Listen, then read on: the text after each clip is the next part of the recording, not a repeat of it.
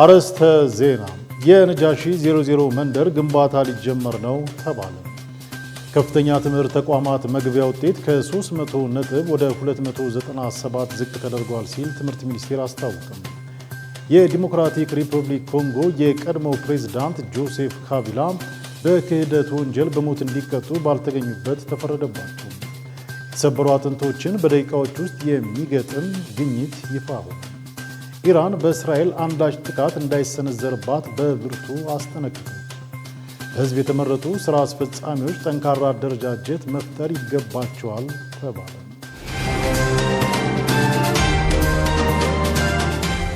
ሰላሙ አለይኩም ወራህመቱላሂ ወበረካቱ። ነጃሺ ዜና ሰዓታችን ተጀምሯል። ከዜናዎቹ ጋር ሙስጠፋ መሐመድ።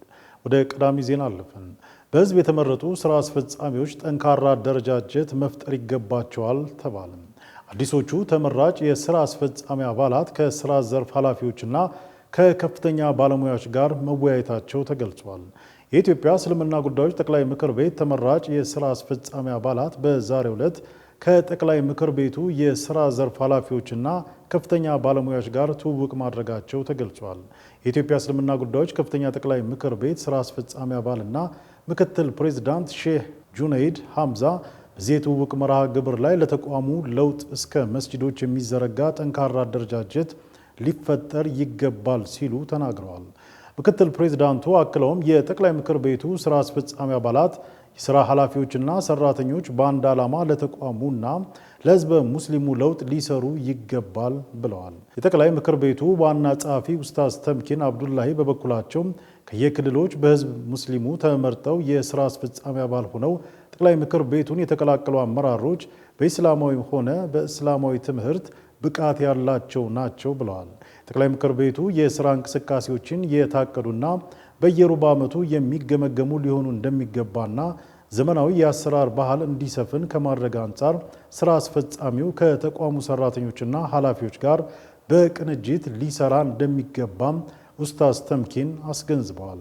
ጠቅላይ ምክር ቤቱ ዋና ሥራ አስኪያጅ ሀጂ ከማል ሃሩን የሥራ አስፈጻሚ አባላት በሚሰሯቸው ሥራዎች የሚመዘኑበትና ተጠያቂ የሚሆኑበት ጠንካራ የአሰራር ስርዓት እንደሚዘረጋም አስታውቀዋል። መረጃው የጠቅላይ ምክር ቤቱ የመረጃ ክፍል ነው። የነጃሺ 00 መንደር ግንባታ ሊጀመር መሆኑ ተሰማ። የኢትዮጵያ እስልምና ጉዳዮች ጠቅላይ ምክር ቤት የነጃሺ 00 መንደር ግንባታ ከተባበሩት አረብ ኤሚሬቶች ጋር ስምምነት ላይ መድረሱን አስታውቋል። ምክር ቤቱ ይህን ያስታወቀው በሼህ ሀጂ ኢብራሂም ቱፋ የተመራ ልዑክ በተባበሩት አረብ ኤሚሬቶች ኤምባሲ ተገኝቶ ከአምባሳደር መሐመድ ሳላም አልረሺዲ ጋር ውይይት ካደረገ በኋላ ነው። ጠቅላይ ምክር ቤቱ የጀመረውን በትግራይ ክልል ውቅሮ የንጉሥ ነጃሽና የታላላቅ ሶሃባዎች የመቃብር ያለበት የነጃሺ 00 መንደር ፕሮጀክት እውን ለማድረግ ኤምባሲው ድጋፍ እንደሚያደርግና ግንባታው በቅርብ እንደሚጀመር ይፋ አድርገዋል። አምባሳደር መሐመድ ሳሊም ለነጃሺ 00 መንደር ግንባታ ድጋፍ እንደሚያደርጉ የገለጹ ሲሆን ከዚህም በተጨማሪ በሌሎችም በትብብር መስራት በሚቻልባቸው ጉዳዮች ዙሪያ ከጠቅላይ ምክር ቤቱ ጋር ለመስራት ፍላጎት እንዳላቸው አስታውቀዋል። የነጃሺ 00 መንደርን እውን ለማድረግ አጠቃላይ ግንባታውን የሚከታተል ከሁለቱም ወገን የተውጣጣ ቡድን ተቋቁሟል። በውይይቱ ላይም የጠቅላይ ምክር ቤቱ የነጃሺ 00 መንደር ፕሮጀክት ቦርድ ሰብሳቢ፣ የጠቅላይ ምክር ቤቱ ሥራ አስፈጻሚ ኢንጂነር አንዋር ሙስጠፋ፣ የነጃሺ 00 መንደር ፕሮጀክት ቦርድ አባል ፕሮፌሰር አደም ካሚል፣ ፕሮጀክት ጽሕፈት ቤት ኃላፊ አብዱል ሃዲ እንዲሁም የነጃሺ 00 መንደር ፕሮጀክት ሥራ አስኪያጅ ሐሰን መሐመድ ሳላህ መገኘታቸውን ከጠቅላይ ምክር ቤቱ ያገኘነው መረጃ ያመላክታል። የከፍተኛ ትምህርት ተቋማት መግቢያ ውጤት ከ300 ነጥብ ወደ 297 ዝቅ ተደርጓል ሲል ትምህርት ሚኒስቴር አስታወቀም። ትምህርት ሚኒስቴር የ2017 የከፍተኛ ትምህርት ተቋማት መግቢያ ውጤትን ከ300 ወደ 297 ዝቅ አድርጓል። ሚኒስቴሩ ከዚህ ቀደም ነጥባቸው ከ300 በላይ ወይም በመቶኛ ከ50 በመቶ በላይ ያስመዘገቡ ተማሪዎች ወደ ከፍተኛ ትምህርት ተቋማት እንዲቀላቀሉ ተደርጎ እንደቆየ ይታወሳል። ሚኒስቴሩ ለኢቢሲ ዶት ስትሪም በሰጠው መረጃ በ2017 የ12ኛ ክፍል ማጠናቀቂያ ፈተና አማካኝ ውጤታቸው 49.5 እስከ 49.99 በመቶ ያመጡ ተማሪዎች ውጤታቸው ወደ 50 በመቶ እንዲጠጋጋ መወሰኑንም አመልክቷል። ይህን ተከትሎም ውጤታቸው ከ297 በላይ ወይም በመቶኛው 49.5 በመቶ በላይ ያስመዘገቡ ተማሪዎች ወደ ከፍተኛ ትምህርት ተቋማት ተቀላቅለው መማር እንደሚችሉ የትምህርት ሚኒስቴር አስታውቋል። በኢትዮጵያ የሚገኙ ስደተኞችን የዲጂታል መታወቂያ አገልግሎት ተጠቃሚ እንደሚሆኑ ተገለጸ። በጋምቤላ ክልል የሚገኙ ስደተኞችንና የአካባቢው ስደተኛ ተቀባይ ማህበረሰብ የዲጂታል መታወቂያ ተጠቃሚ የሚያደርግ መርሃ ግብር በኢንታንግ ልዩ ወረዳ ተካሂዷል። መርሃ ግብሩን ያስጀመሩት የስደተኞችና ተመላሾች አገልግሎት ዋና ዳይሬክተር ጠይባ ሐሰን የአገልግሎቱ መጀመር ለስደተኞቹ አስፈላጊውን ማህበራዊና ኢኮኖሚያዊ አገልግሎት ለመስጠት ያስችላል ማለታቸውን የሀገር ውስጥ ሚዲያ ዘግበዋል። በኢትዮጵያ ተጠልለው ለሚገኙ ስደተኞች የሚሰጠው የዲጂታል መታወቂያ የስደተኞችን ማንነት በሚገልጽ መልኩ የተዘጋጀ መሆኑንም ጠቁመዋል። እስካሁን ከ25 ሚሊዮን በላይ ዜጎች በህጋዊ መንገድ የሚኖሩ የውጭ ዜጎችና ስደተኞች የዲጂታል መታወቂያ አገልግሎት ተጠቃሚ መሆናቸውም ተገልጿል።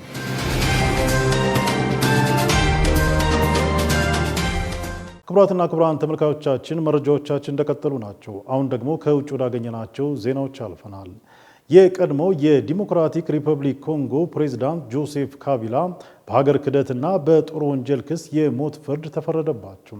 ካቢላ የኤም23 አማጺ ቡድንን በመደገፍ እና በሀገሪቱ ምስራቃዊ ክልል ከፍተኛ ውድመት ያደረሰውን ወንጀል ፈጽመዋል ሲል የሀገሪቱ መንግስት ከሷቸዋል።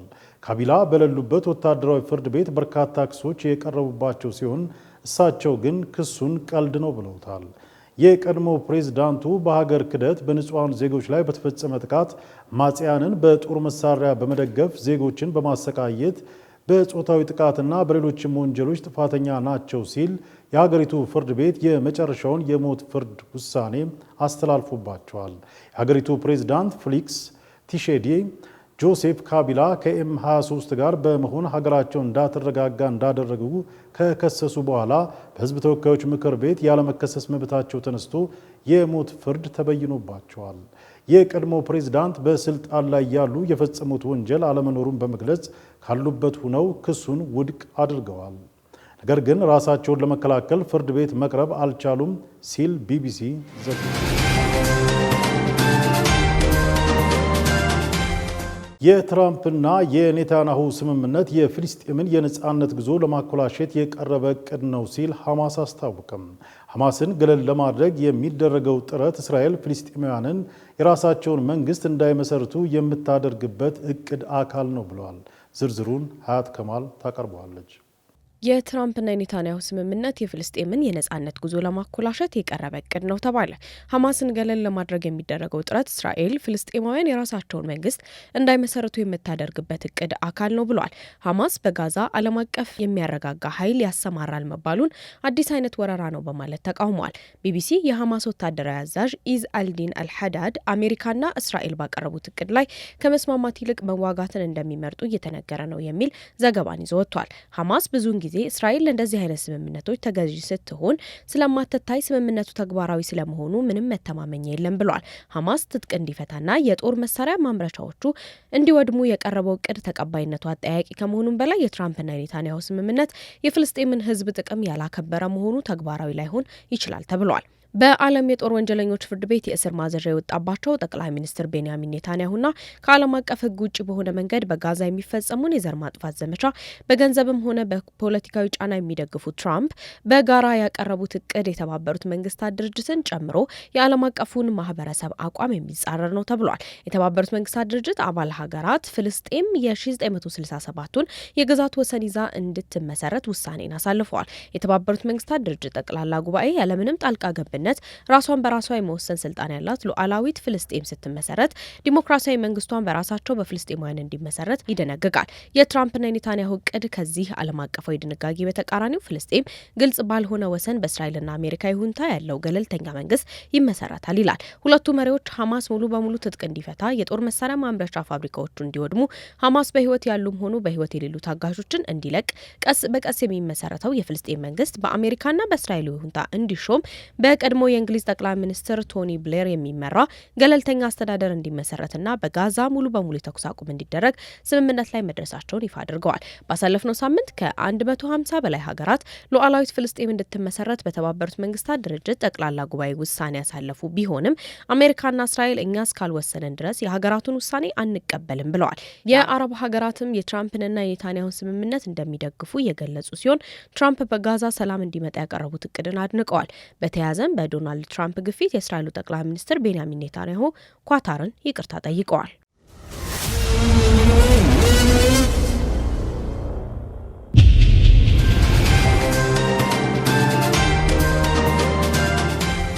ኢራን በእስራኤል አንዳች ጥቃት እንዳይሰነዘርባት በብርቱ አስጠነቀቀች። ኢራን አንዳች ጥቃት የሚሰነዘርባት ከሆነ ከእስራኤል ጋር ወደ ሙሉ ጦርነት እንደምትገባ ያስጠነቀቁት አብዮታዊ ዘብ የተሰኘው የኢራን የጦር ክፍል የቀድሞ ሜጀር ጄኔራል እንደሆኑ ጦርነቱ አንዴ ከተቀሰቀሰ በአካባቢው የሚገኙ የአሜሪካ ተቋማትንም አናስተርፋቸውም ብለዋል ነባሩ የጦር መኮንን። ኢራን በኒውክሌር መርሃ ግብሯ ምክንያት ዓለም አቀፋዊ ማዕቀብ ከ10 ዓመታት በኋላ መልሶ ከተጣለባት በኋላ እስራኤልም በኢራን ልትጠቃ እችላለሁ የሚል ስጋት እንደገባት እየተነገረ ነው። ባለፈው ዓመት ሰኔ ወር ኢራን ከእስራኤል ጋር በከባድ ግጭት ውስጥ መሰንበታቸው መረጃው አስታውሷል። አሁንም በቀጠናው ዳግም ውጥረት መንገሱ እየተሰማ ነው።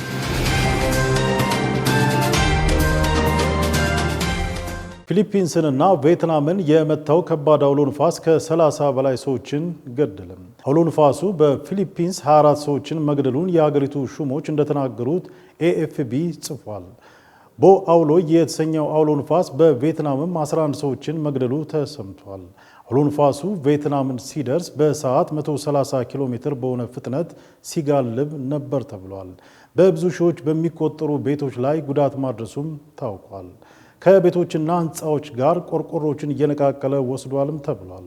ኤኤፍቢ ጋዜጠኞችም ይህንን በስፍራው እንደተመለከቱ ምስክርነታቸውን ሰጥተዋል።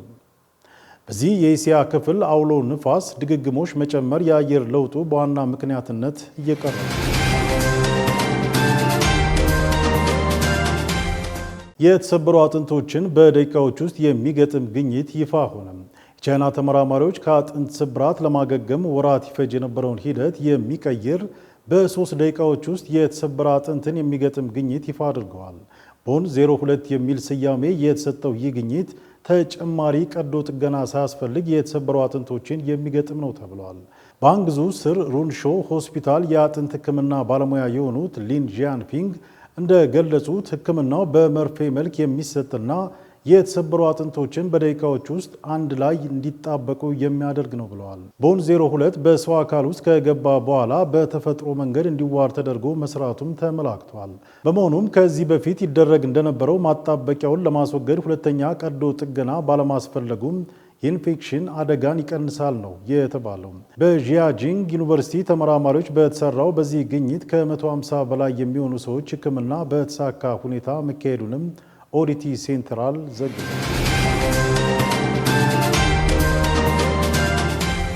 ከሀገር ውስጥ እንዲሁም ከውጭ ምንጭ ያጠናከርናቸው መረጃዎች የተከታተላችኋቸውን ይመስላሉ። አሁን ደግሞ ዕለታዊ የተመራረጡ የቢዝነስ መረጃዎችን እናደርሳችኋለን።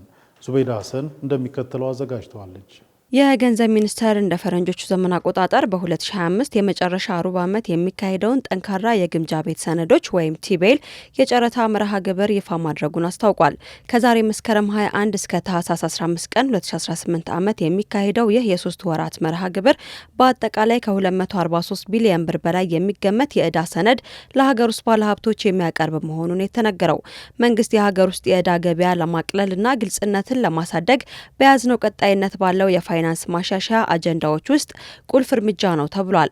በተለይም ይህ የዕዳ ሰነድ አቅርቦት በየ2 ሳምንቱ የሚካሄድ ሲሆን ለባንኮች፣ ለኢንሹራንስ ኩባንያዎች፣ ለጡረታ ፈንድና ለሌሎች ተቋማት የተረጋጋ የኢንቨስትመንት እድልም ይፈጥራልም ተብሏል።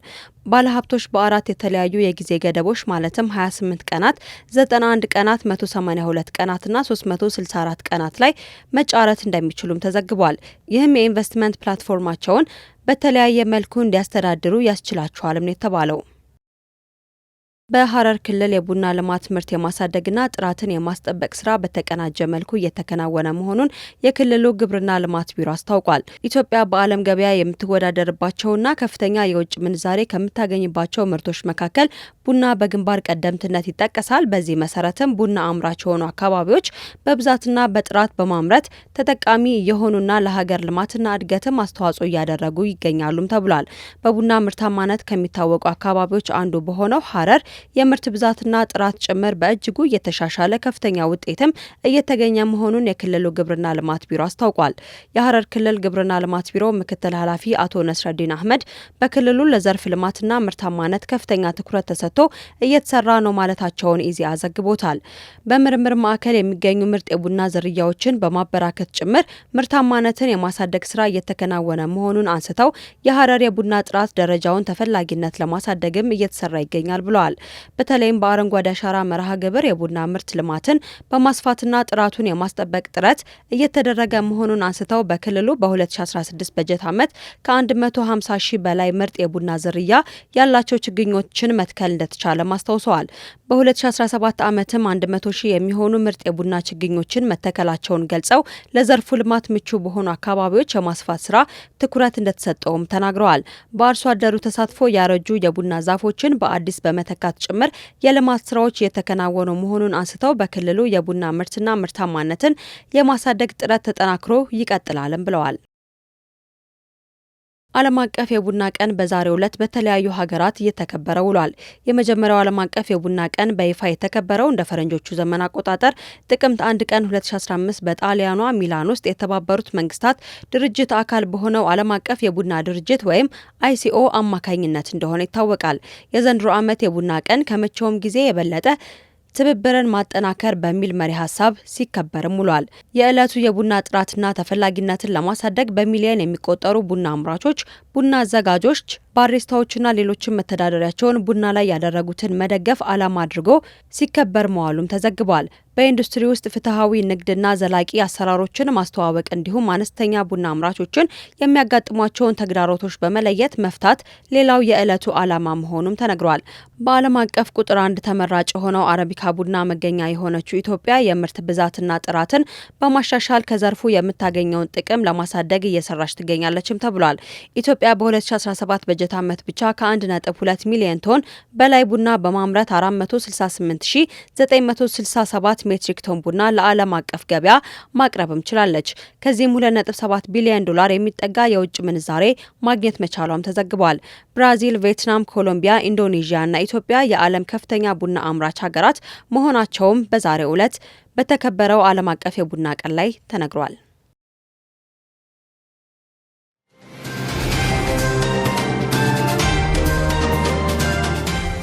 በመጨረሻም ወደ አኗኗር ዘይቤ እናመራለን። ኢማን መሐመድ አዘጋጅተዋለች። ተከታትለን እንመለስ። በተቀመጠ ቀነ ገደብ ትዳር የማይመሰርቱ ላጤዎችና አግብተው የፈቱ ሰራተኞች ከስራቸው እንደሚባረሩ አስጠንቅቋል።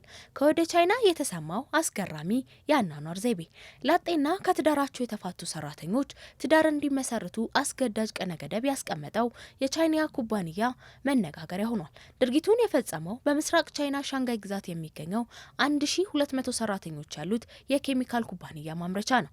ኩባንያው ከ28 እስከ 58 ዓመት ዕድሜ ላይ የሚገኙ ያላገቡና አግብተው የፈቱ ሰራተኞች ትዳር የማይመሰርቱ ከሆነ ከስራቸው ሊፈናቀሉ እንደሚችሉ አሳስቧል። በተጨማሪም ሰራተኞቹ እስከ ሁለተኛው የፈረንጆቹ ሩብ ዓመት ድረስ ቤተሰብ መመስረት የሚያስችል ሂደት ውስጥ እንዲገኙም አዟል። ይህ የማይሆን ከሆነ በሶስተኛ ሩብ ዓመት ድርጅቱ የሚሰራው ግምገማ ቤተሰብ ያልመሰረተ ወይም ያላገባ ሰራተኛ ውል እንደሚያቋርጥ ነው ያስታወቀው። ኩባንያው ይህንን ያደረገው የወጣቶች ቁጥር መመናመን ያጋጠመውን የቻይና መንግስት ልጆች እንዲወልዱና ወጣቶች ትዳር እንዲመሰርቱ የያዘውን ፖሊሲ ለመደገፍ ነው ብሏል። ሀገሪቱ ያጋጠማትን የውልደት ምጣኔ ለማሻሻልና የስነ ህዝብ ፖሊሲዋን ለመከላከል በጀመረችው ጥረት በኮሌጆች ጭምር ስለ ፍቅር ግንኙነትና ትዳር ጠቀሜታ ትምህርት እንዲሰጥ በመደረግ ላይ ይገኛል። ይሁንና የኬሚካል ኩባንያው ሰራተኞቹን በአስገዳጅ ሁኔታ ውስጥ ትዳር እንዲገቡ ያወጣው አዲስ መመሪያ ከፍተኛ ትችትና ተቃውሞ ገጥሞታል። ከፍተኛ ቁጥር ህዝብ ባለቤት በሆነችው ቻይና የጡረታ መውጫ ዕድሜ ለማራዘም መንግስት በእንቅስቃሴ ላይ በሚገኝ በሚገኝ ሁኔታ ወጣቶች ስራ አግኝተው ትዳር ለመመስረት ሁኔታዎች ፈታኝ በመሆናቸው በቻይና ማህበራዊ ትስስር ዜጎች ሀሳባቸውን እያንጸባረቁ ነው። የአካባቢው የሰው ኃይልና የማህበራዊ ጥበቃ ቢሮ ኃላፊዎች የኬሚካል ኩባንያውን ከጎበኙ በኋላ መመሪያው የቻይና የሰራተኞችን ሕግ የሚጥስ መሆኑን በመጠቆም እንዲሻር ማድረጋቸውን ስካይ ኒውስ ዘግቧል። የቅርብ ጊዜ የመንግስት መረጃ እንደሚያሳየው ከሆነ በቻይና ውስጥ የአዲስ ተጋቢዎች ቁጥር ባለፈው ዓመት በ1/5 እንደቀነሰ ተገልጿል።